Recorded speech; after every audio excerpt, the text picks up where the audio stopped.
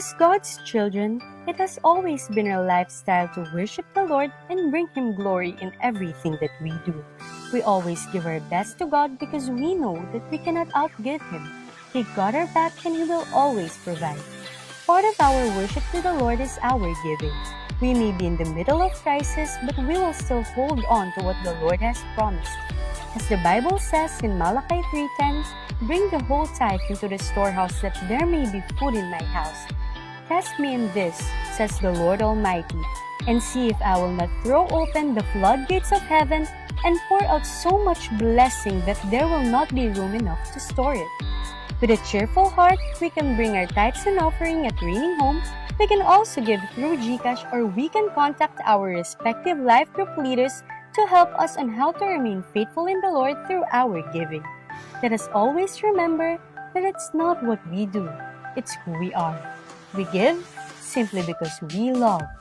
Let's give! Come on, put your hands up!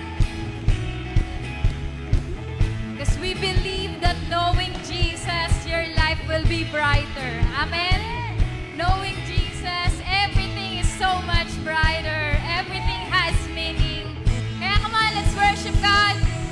Hands up! Pwede ba ngayon, nandito ka na lang din, sabihin mo sa katabi mo, todo na natin. Kaya ngayon, yung mas mataas.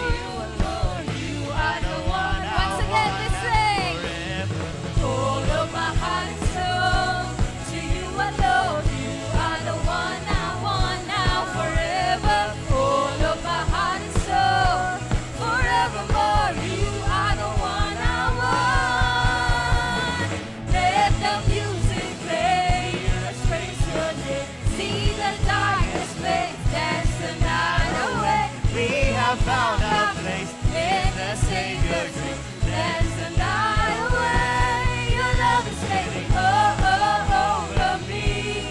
Your love is taking over me. I'm dancing 'cause your love has set me free. Your love is taking over me. Your love is taking over me.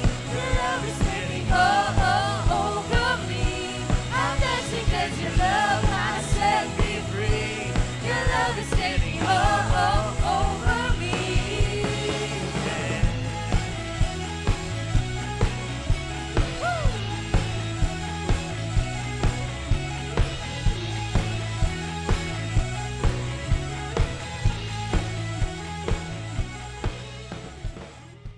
Ngayon meron kaming good news sa inyo. Ang good news namin sa inyo, ang magde-deliver ng Word of God ay babae din.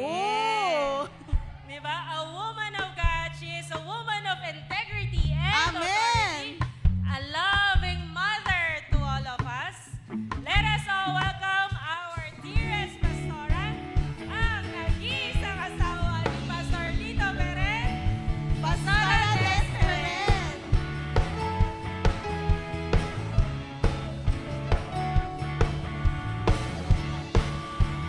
Thank you, Joanne.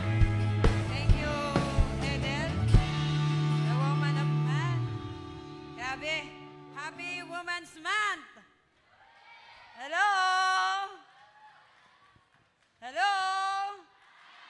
Grabe, yung matitinding testimony nung dalawa. Ha? Alam nyo, bilang babae, tayo mga babae, depende ito kung paano mo binavalue yung sarili mo. Amen.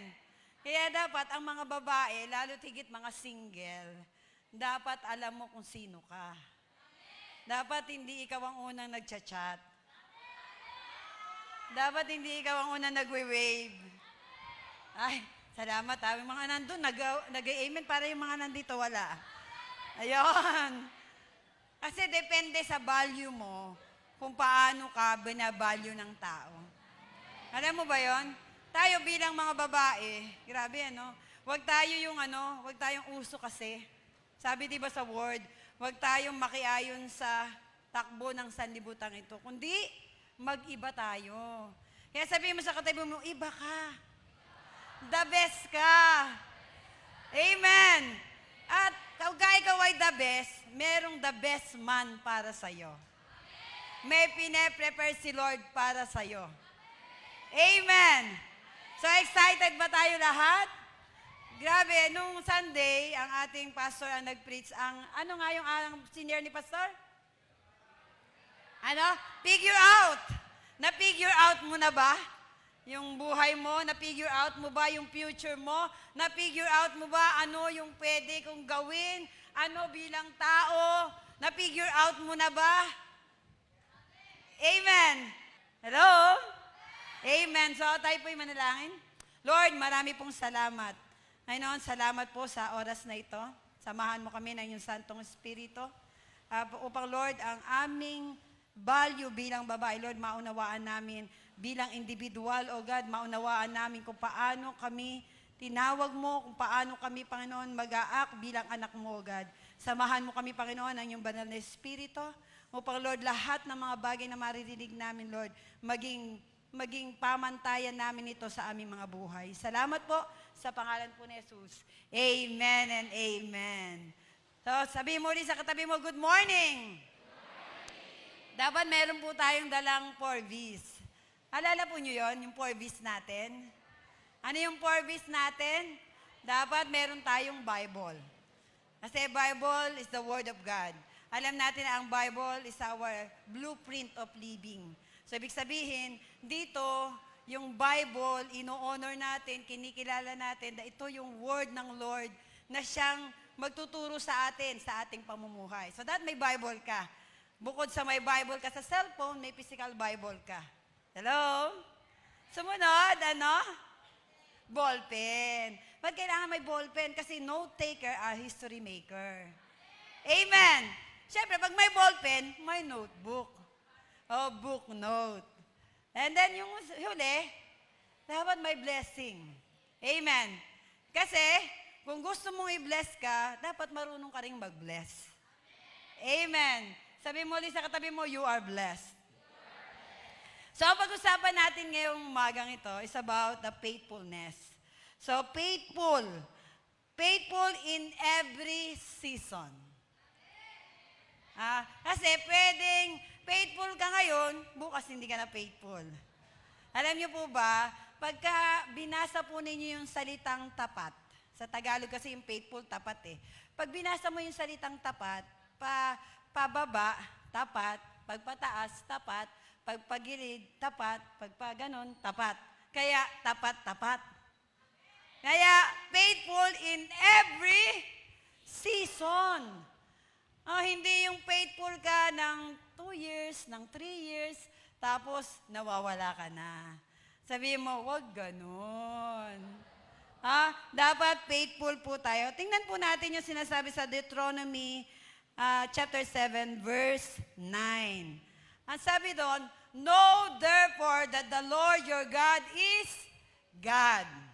He is faithful God, keeping His covenant of love to 1,000 generation of those who love Him and keep His commandments. Sabi doon, know therefore that the Lord your God is God. Dapat alam natin. Kasi minsan, ang pagtingin lang natin sa Panginoon ay Panginoon. Tama? Hindi natin tinuturing siyang tagapagligtas, hindi natin siya tinuturing na Ama. Ang tingin lang natin sa Kanya lagi, kapag in times of trouble, in times of need, Panginoon. Meron ba ganun dito? Absent. Absent, diba? So, dapat know the Lord your God is God. At ito pa, He is a faithful God. Amen. Kasi tayo nga, hindi tayo faithful, pero si God, faithful siya. Ang sabi doon, tingnan natin yung Psalms 16 verse 16. 16 verse 6. My share is, ano daw share mo? My share is wonderful. My inheritance is very beautiful. Grabe, yan yung design mo. Yan yung design ng bawat isa sa atin, na yung inheritance natin is very beautiful. Amen. So, wag nating tingnan yung ating inheritance. Wag nating tingnan yung ating buhay na ganito lang. May igaganda yan. Amen. So, ano ba ibig sabihin ng faith? Di ba? Pag pinag-usapan natin yung faith, grabe ang technical natin, ang bilis. Ang faith, ito yung binabawan ni Pastor yung pagkaunawa natin sa faith. Kasi basta nauunawaan natin at naiintindihan natin, magagawa natin. Ano daw ang faith? Ang faith una, paniniwala. Pangalawa, pagtitiwala. At yung pangatlo, pagpapaubaya. So hindi ko na i-demo yung pagpapaubaya, wala si Pastor no? Yung pagpapaubaya. Yung faith na yan, itong faith na yan, minsan meron ding dyan. Yung ibig sabihin naman ng full, kasi sabi nga, di ba, faithful. Yung full naman, puno. Puno, ano pa? Overflow. Kaya, umaapaw, abundance. Kaya, faithful. Pero meron ding, fake. Fakeful. Hello? Meron bang ganon? Meron bang fake full? Meron. Yan yung mga fake, yan yung mga hindi paniniwala, hindi pagtitiwala, at hindi pagpapaubaya. So, yun yung opposite siya ng meaning ng faith. Yung fake, pwede yan na ang ating dyan, pwedeng maging religious tayo. So, hindi yun ang gusto natin. Ang gusto natin, tayo ay maging faithful talaga.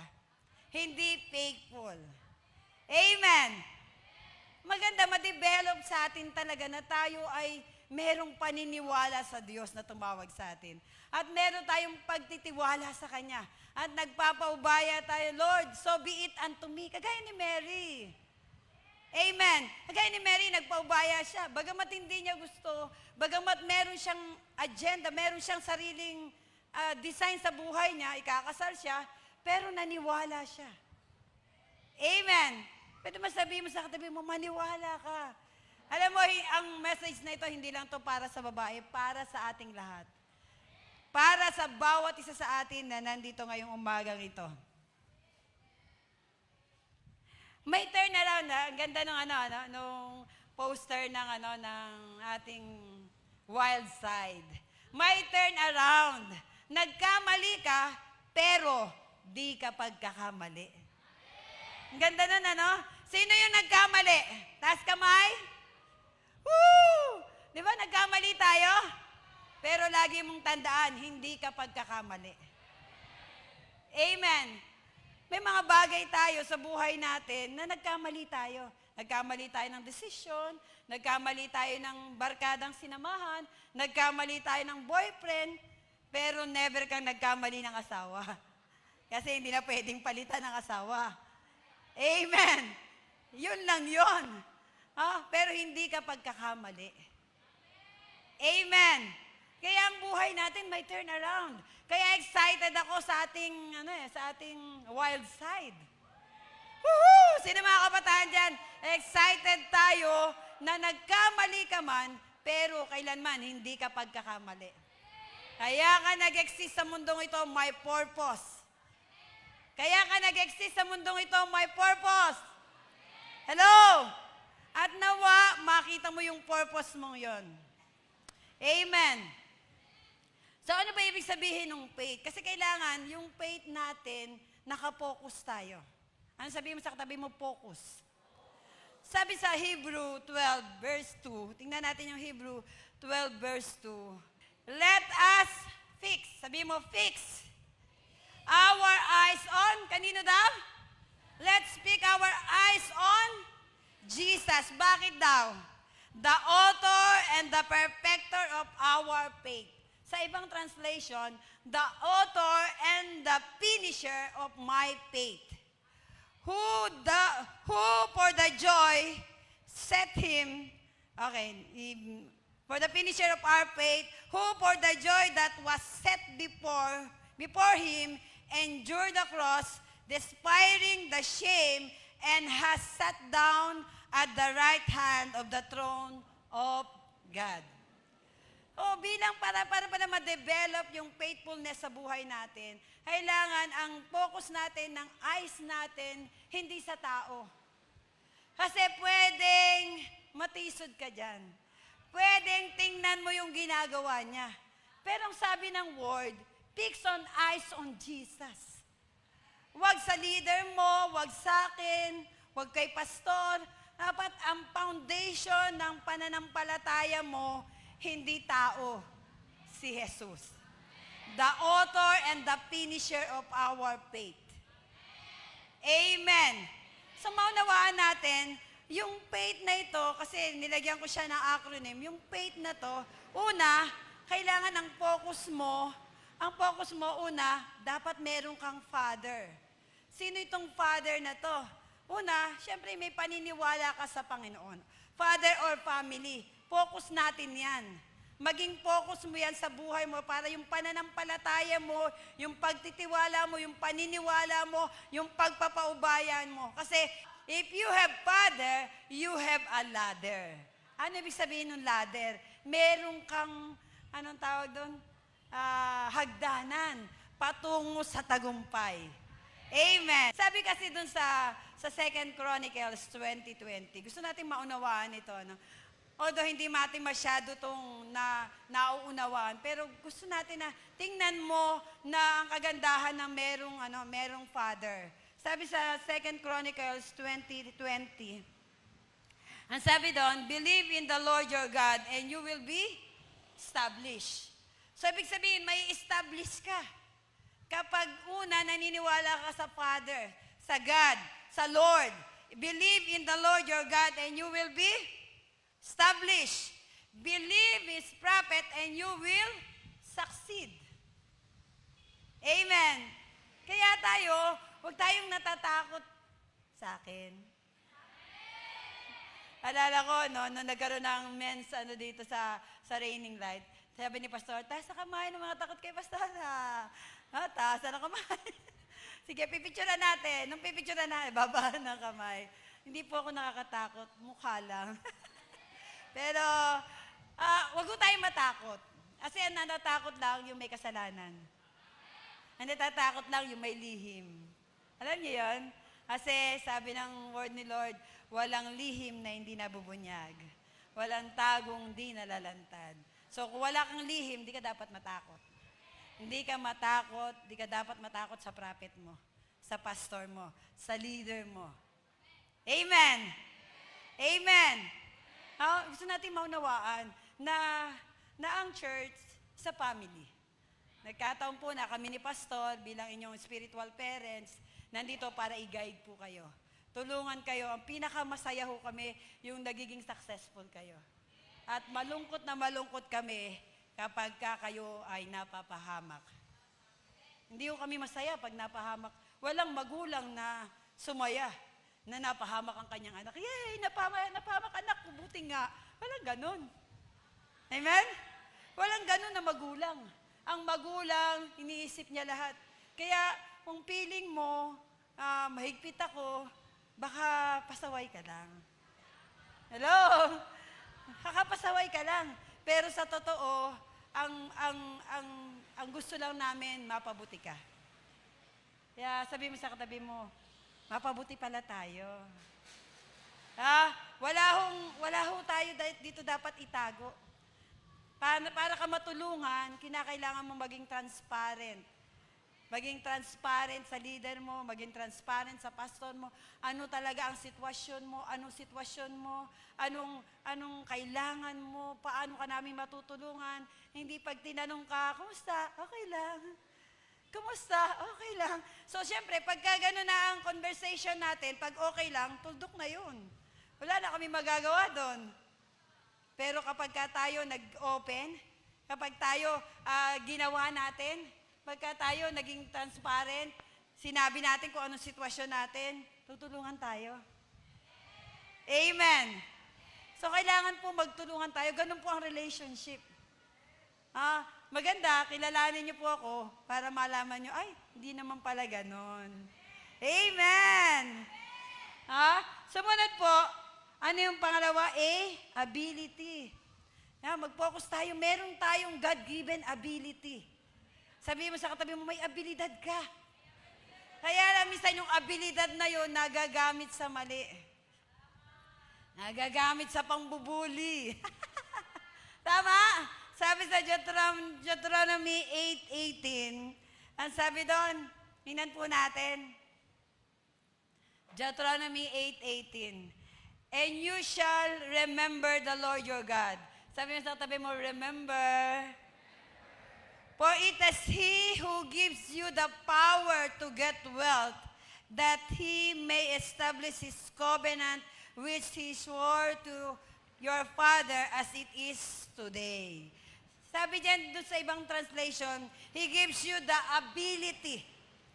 So yung ability pala, ito ay pwedeng maging power. Power to get wealth. Kaya walang anak ng Diyos na mahirap. Mindset mo lang yan. Pwede bang tingnan natin yung mga kamay natin, di ba? Tingnan mo yung kamay mo. Grabe, dalawa yung kamay mo, ang ganda-ganda, ang lalaki. Tama? Tapos yung ating isipan, punong-puno ng mga ideas. Punong-puno ng mga ability na dapat nagagamit. Amen. Kaya lang, minsan tayo nag-stack up. Nag-stack up tayo kasi bakit? Nakapokus nga kasi tayo sa tao. Kasi sila, may ganito sila. Kasi ako may ganito. Kasi sila ganito. Kasi... Tama ba? Madami kasi tayong kasi. Hello? Maganda. Kahit wala ka, pwede mo I-develop, pwede mong i-communicate. Wala kang laptop, manghiram ka. Gawan mo ang paraan yan. Amen. Hindi ba, wala kang puhunan, gawan mo ng paraan yan. Naalala ko, no, alam mo, si Pastor, lagi siyang observant eh. Sobrang observant siya. Nakita niya, ang tao talaga, kapag ka may ability, kaya niyang mag-produce ng wealth. Alam niyo yun? Minsan, nandun kami, nagbibiyahe. Nakita namin, yung papunta kami ng Antipolo. Dito ang daan namin sa may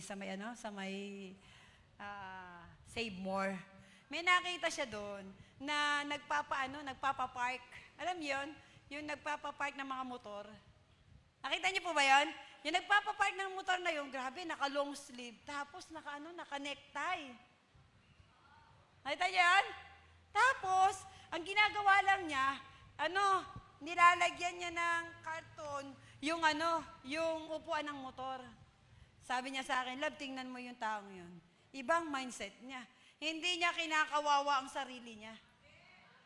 Amen. Dapat wag mong aabahin yung sarili mo. Yan na nga lang yun eh. Ikaw na nga lang ang pwedeng mag-encourage. Amen. Tapos inaaba mo pa, kinakawawa mo pa, ano magagawa ko? Marami mong magagawa. Amen. Ang dami nating pwedeng gawin. Ang dami nating pwedeng maging way para tayong magkaroon. Hindi ka mananatiling wala. Kaya lang, huwag kang asa. Amen. Huwag mong asahan. Huwag mong asahan yung magulang mo na laging nagbibigay sa'yo. Huwag mong asahan yung magulang ko naman, siya, able eh. So, hindi ko na increase yung sarili ko. Hindi ko na i-discover yung ability na meron ako. Huwag kang paasa. Yung lalaki, lalo ang lalaki, Ang lalaki, grabe, kapag ang lalaki, hindi mo i-develop yung ability mo, kawawa naman ang babae. Kaya huwag kang magtaka, bakit hindi ka magustuhan? Hindi pwedeng pogi lang. Hindi pwedeng gandang lalaki lang. Amen. Dapat i-discover mo yung God-given ability na meron ka. So, sino po yung gusto na ma-discover niya yung God-given ability na meron siya? Maganda ho ma-discover nating lahat yan. Amen. Sumunod po, integrity. Yung integrity natin bilang individual. Pag sinabi mo, dapat ginagawa mo. Hindi yung sinabi na nga, gagawin pa. Hindi po ganon. Yung integrity, kasi ito kasi integrity, dinedevelop yan everyday. Ang integrity, tinitingnan ho yan ng mga taong nakapaligid sa atin. As a family, yung integrity mo sa anak mo, yung integrity mo sa asawa mo, yung integrity mo sa trabaho, yung integrity mo sa cell group mo, lahat yan, ino-observe ng bawat isa. Amen. So, dapat itong integrity na ito, ingatan natin. Kasi once na na-lose mo ito, ang hirap uling ibalik. Amen. Kaya kailangan itong integrity na ito, i-develop natin araw-araw sa buhay natin. Although, minsan sumasablay, pero marunong tayong bumalik dun sa track na yon. Na yung integrity na yon dapat ma-develop po sa atin. Sumunod, yung truth. Ano daw? Truth. The truth shall set us free. Kinakailangan lagi tayong sa truth lang, sa totoo lang. Kasi minsan tayo, ang galing-galing nating gumawa ng isang bagay na parang tama, pero mali. Hello? Minsan ganun tayo, Know the truth. Alamin mo kung anong truth. Ang truth, nasa Word of God. Ang truth, ang foundation ay ang salita ng Diyos. Hindi yung sinabi ng mga tao. Hello? Laging ang truth ay ang nasa salita ng Diyos. Tingnan nga natin yung 2 Timothy 3:16. All scripture is God-breathed and is useful for teaching, rebuking, correcting, and training in righteousness. So yan ang truth. Truth hurts. Hello? Truth hurts. Totoo ba yun? Ito yung salita ng Diyos. Ito ay magagamit mo for teaching, rebuking, correcting, and training in righteousness. Kaya po tayo, kailangan yung truth manatili sa'yo. Huwag tayong, kaya nga po, sinabi po ba sa Romans 12, hindi tayo yung sabi kasi ni ganito, sabi ni ganito. Ang buhay mo, hindi mo pwedeng i-align dun sa mga tao. Dapat ang buhay natin naka-align sa word ni Lord. Amen. Yung truth. Ano pa yung sa truth? Yung word, and then live the truth. Ipamuhay mo yung katotohanan. Amen. Alam mo, pag totoo ka, kahit anong sira ng mga tao sa'yo, kahit anong sabihin ng mga tao sa'yo, sabi ni Pastor lagi ito, kahit anong sabihin ng mga tao sa'yo, basta buo ka, kahit anong paninira ang gawin sa'yo, hindi siya magtatagumpay. Kasi kilala mo kung sino ka. Amen. Dapat kilala mo kung sino ka, kaya kahit anong paninira ang gawin sa'yo, basta buo ka, buo ka. Amen. That's the truth. And then yung last, yung H, is yung humility. Humility or honesty. Hinakailangan lagi tayong humble. Hinakailangan kahit anong mang marating mo, lagi, anumang successful mo na makamit sa buhay mo, lagi ka lang humble. Yung humility dapat ma-develop po sa atin. Kasi apart from Him, we can do nothing. Hindi tayo pwedeng magmalaki sa gumawa sa atin. Hindi tayo pwedeng magmalaki kahit kanino man. Ang tangi lang natin pinagmamalaki ay ang kabutihan ng Panginoon sa buhay mo at sa buhay ko. Amen. Maging honest tayo sa harapan ng Panginoon, sa harapan ng mga tao. At sigurado, yung pananampalataya mo na nakapokus sa Panginoon, sigurado magtatagumpay po tayo. Kasi wala kang ibang tinitingnan. So tingnan naman natin tong what do distraction. Kasi kapag tayo ay merong distraction sa atin, ang tendency, mamimiss-focus ka. Gaya nung paglakad ni Peter sa tubig. Di ba nakatingin lang siya kay Jesus, pero nung dumating na yung matinding alon, nag-start na siyang lumubog. Amen. Kung tayo, ang buhay natin, ang pananampalataya natin ay ma-wave. Ito ay ma-misfocus. Mapatingin ka sa iba, mapatingin ka sa sitwasyon, ang tendency, unti-unti kang lulubog. Ang sabi dyan, what does distraction do? Ano nagagawa ng distraction sa buhay mo at sa buhay ko? Una, it divides your heart. Ano daw? It divides your heart. Hindi mo ngayon malaman, dito na nagkakaroon ng pagtatalo yung mind mo at yung heart mo. Hindi mo na ngayon malaman, yung decision making mo, alanganin na yung decision mo. Parang tama to, ito na lang ba? So, hihingi ka ngayon ng suggestion. So, kasi nga, nadidivide na yung heart mo. Sumunod, distort your perspective. Nadidistort yung perspective mo sa life mo. So, yun yung mga nangyayari kapag merong distraction sa buhay mo. Pangatlo, discourage your soul. Kaya may mga taong nadidiscourage. Hello? Nadidiscourage siya kasi minsan, ang kanyang perspective, kasi nga, na-distort. So, dumarating na yung discouragement sa kanya. Parang ayaw na niyang tumuloy. Alam mo ba, yung mga hindi nagtatagumpay, yun yung mga umaayaw. Yun yung mga duwag. Amen. Yun yung mga duwag. Alam mo ba, sabi sa Bible, ang duwag, hindi siya makaka-inherit ng heaven. Sabi sa Revelation 21:8, tingnan ko nga natin. Revelation 21:8. But the cowardly, alam niyo ba yung cowardly? Cowardly? Alam niyo sa Tagalog? Sa mga duwag. Sabi mo sa katabi mo, dapat hindi ka duwag. Ang ganda niya sa Tagalog. The unbelieving, the vile, the murderer, the sexually immoral, those who practice magic arts, the idolaters, and all liars. Their place will be in the fiery lake of burning sulfur. This is the second death. Grabe. So kinakailangan tayo ay matapang sa tama. Amen. Amen. So sabihin mo sa katabi mo, huwag ka ma-discourage ha. Yung akala mo parang walang nangyayari, hindi totoo yun. Merong nangyayari. Pero dalawang bagay ang resulta ng pangyayari. Isang maganda, isang pangit. Sana makita mo yung tamang o magandang nangyayari sa buhay mo. Huwag ka lang mainip. Amen! Kasi gusto natin, ang instant. Hindi, bagamat uso ngayon ng mga instant food, instant noodles, instant boyfriend. Ay, sana wala nun. Amen! And then sumunod, number na tayo? 4. It destroy your leadership.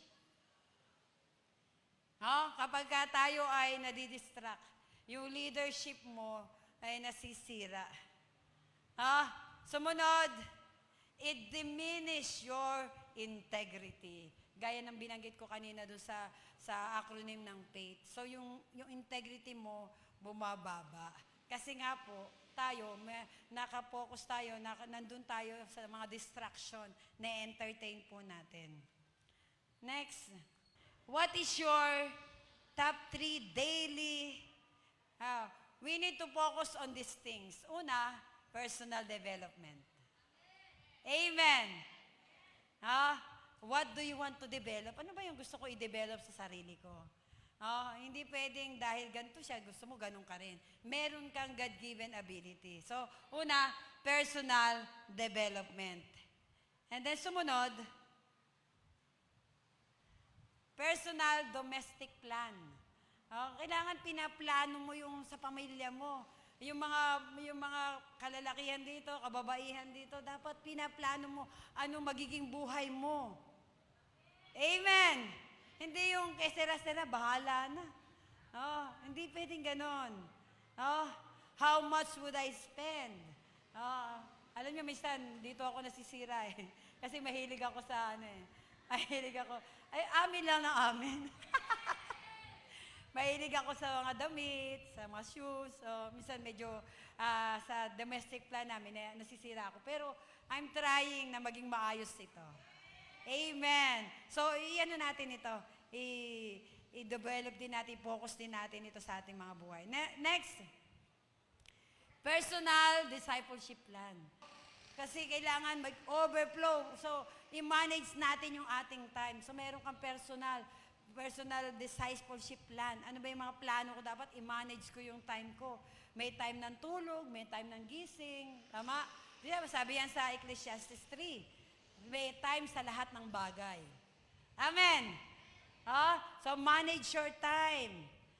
Kailangan marunong tayong mag-care, mag-bless, mag-show ng kindness sa mga tao. Amen! Kasi you are blessed to bless. Amen! At syempre, yung discipleship plan mo dapat, people ministry.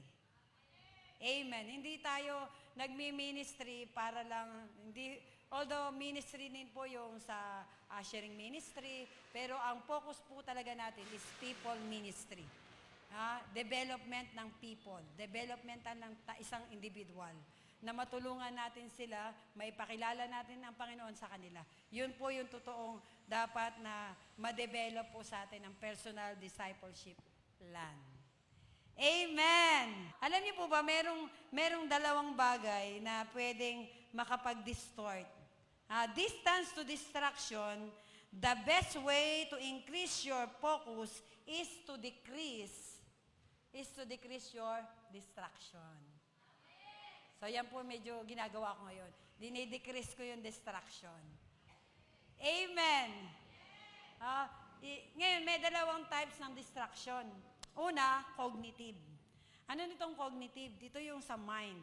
This distraction distract your mind.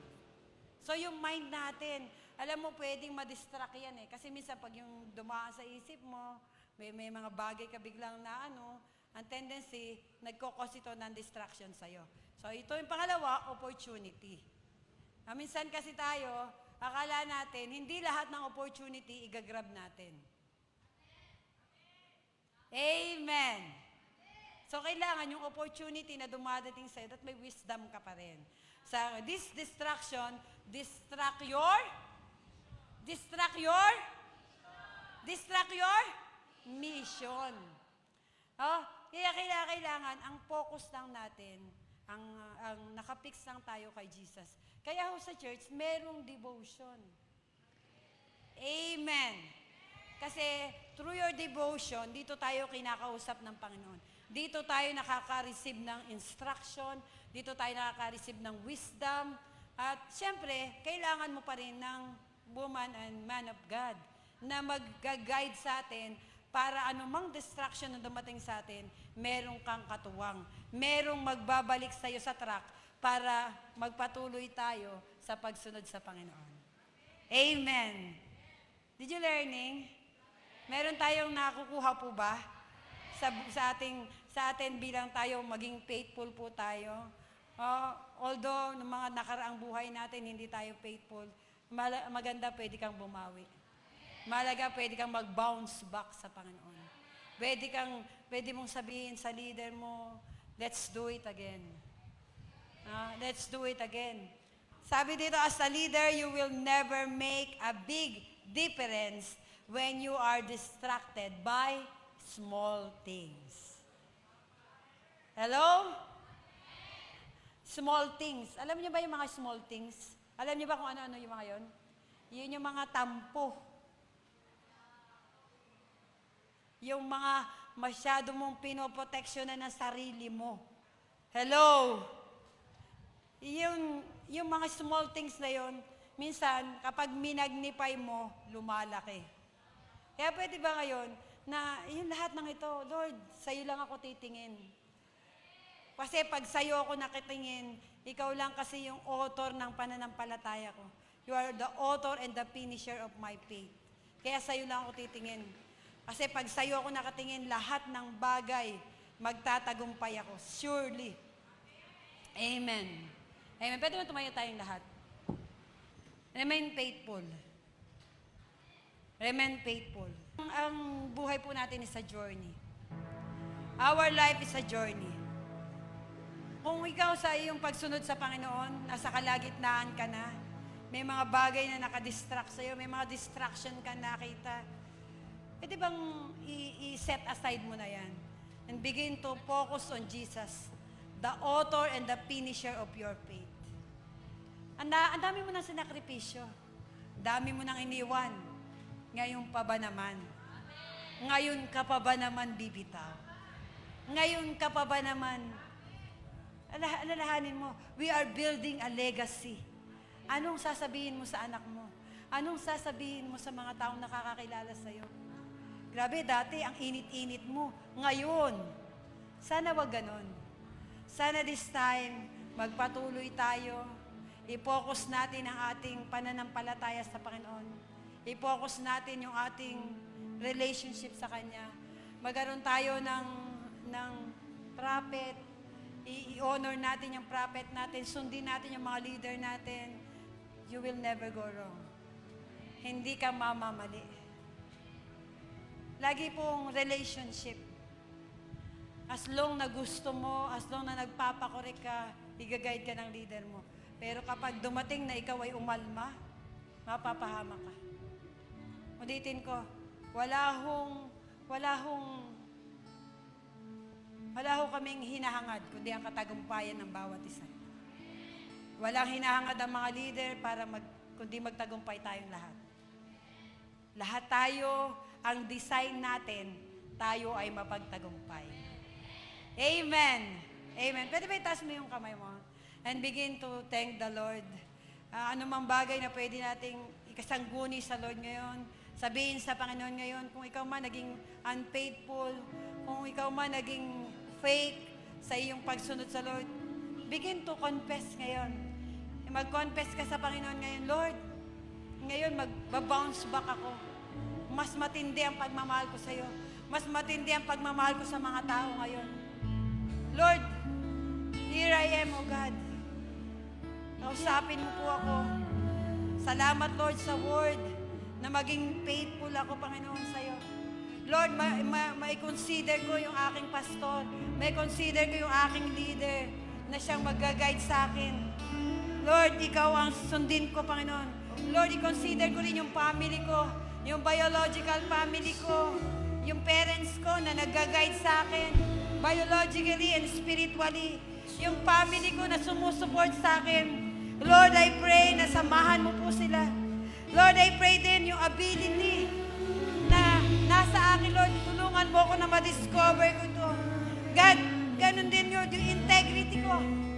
Tulungan mo ako na ma-develop muli ito sa sarili ko. Ganun din, Lord, I pray yung truth, Lord, lagi may pamuhay ko, God. Ganun din, Panginoon, masumpungan mo akong humble, honest, in all aspect. At anumang distraction, Lord, tanggalin mo in Jesus' name. Anumang distraction, Lord, matanggal ko po ito.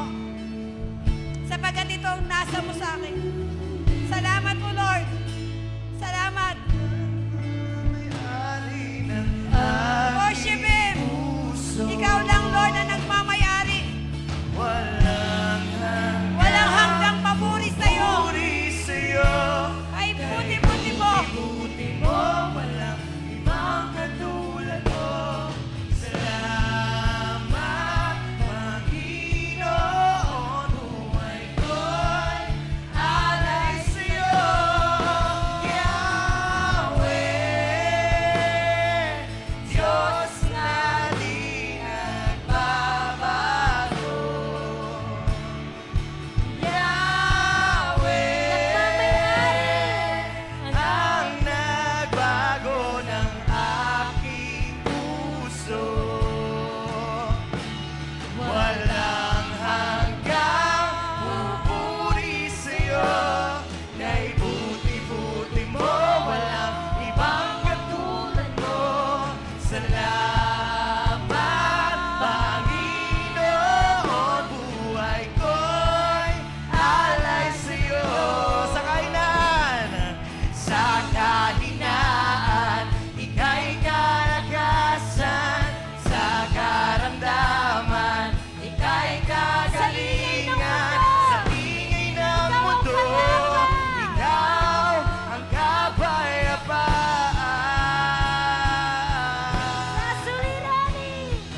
Sa suliranin, ikaw kasagutan. Sa aking pagtawa, ikaw ay nariyan. Hawak ang aking kamay, ang iyong pag-ibig ay walang upan.